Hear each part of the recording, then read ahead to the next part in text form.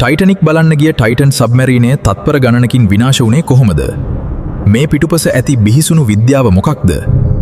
සෑම දෙයක්ම පාලනය කරන්නේ ජල පීඩනයයි. කැවිටේෂන් කියන්නේ ප්‍රොපෙලර් එකක බුබුලු නිසා ලෝහ පවා කැපී යන අද්භූත බලයක්. නමුත් ටයිටන් සබ්මැරීනයට වුණේ ඊටත් වඩා භයානක දෙයක්. එය හඳුන්වන්නේ ඉම්ප්ලෝෂන් එහෙමත් නැත්නම් අභ්‍යන්තරයට පිපිරීමක් ලෙසයි.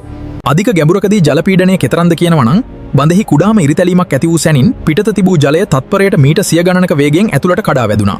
එම බලය හමුවේ මිනිස් සිරුරකට හෝ යාත්‍රාවකට තත්පර කිහිපයකින්වත් ජීවත් වීමට හෝ අදහසක් ගැනීමට ඉඩක් ලැබුණේ නැහැ. ගැඹුරු සාගරයේ රහස් දන්නා අයට මේ ඉතාමත් ප්‍රබල පාඩමක්. මේ විද්‍යාත්මක කරුණු ගැන ඔබ දැන සිටියාද? කමෙන්ට් කරන්න. ටයිටන් සබ්මැරීනය සම්පූර්ණයෙන්ම විනාශ වෙන්න කලින් ඇත්තටම ඒ යාත්‍රාව ඇතුලේ මොකක්ද සිද්ධ වුණේ? විද්‍යාත්මකව මේක ඉම්පෝෂන් එකක් විතරමද? ටයිටන් සබ්මැරීනයේ තිබූ ප්‍රධානම දෝෂය තමයි එහි කොම්පොසිට් හල් හෙවත් කාබන් ෆයිබර් බඳ. ගැඹුරු මුහුදේ පීඩනය වාර දහස් ගණනක් දරා ගන්නා විට ලෝහමෙන් නොව කාබන් ෆයිබර් ස්තර එකිනෙකින් වෙන්වීමට පටන් ගන්නවා. සෑම කිමිදුමකදීම මේ යාත්‍රාව මත ඇති වූ පීඩනය නිසා මයික්‍රෝ ෆ්‍රැක්චර්ස් හෙවත් නොපෙනෙන සියුම් ඉරිතැලීම් ඇති වුණා. දවසක් එනවා මේ සියල්ල එකවර බිඳී යන. එම මොහොතේ යාත්‍රාවේ බඳ බිඳී ගිය සැනින් ජලය ශබ්දයේ වේගයටත් වඩා වැඩි වේගයකින් ඇතුළට ගලා ආවා.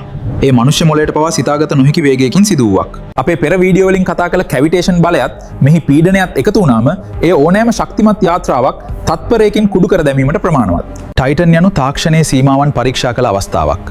මෙයින් අපිට ලැබුණු ලොකුම පාඩම තමයි ගැඹුරු සාගරයට කිසිවක් සැහැල්ලුවෙන් ගත නොහැකි බව. ROV යන්ත්‍ර මගින් මුහුදු පතුලේ සුම්බුන් අතර සොයන මේ දර්ශන දකින විට ගැඹුරු සාගරයේ කෙතරම් අසීමිත සහ බලවත්දැයි අපට සිහිපත් වෙනවා. ටයිටන් යනු තාක්ෂණයේ සීමාවන් පරීක්ෂා කළ අවස්ථාවක්. නමුත් සාගරය අපට කියා දුන් ලොකුම පාඩම තමයි ස්වභාව ධර්මයේ බලයට අභියෝග කිරීමේදී කිසිවක් සැහැල්ලුවෙන් ගත නොහැකි බව. ඔබේ අදහස කුමක්ද? මිනිසා මෙවැනි ගැචුරු ගවේෂණ තවදුරටත් කළ යුතුද? පහලින් කමෙන්ට් කරන්න. Nature and Wheels EW සමග රැඳී සිටීම ගැන ස්තුතියි.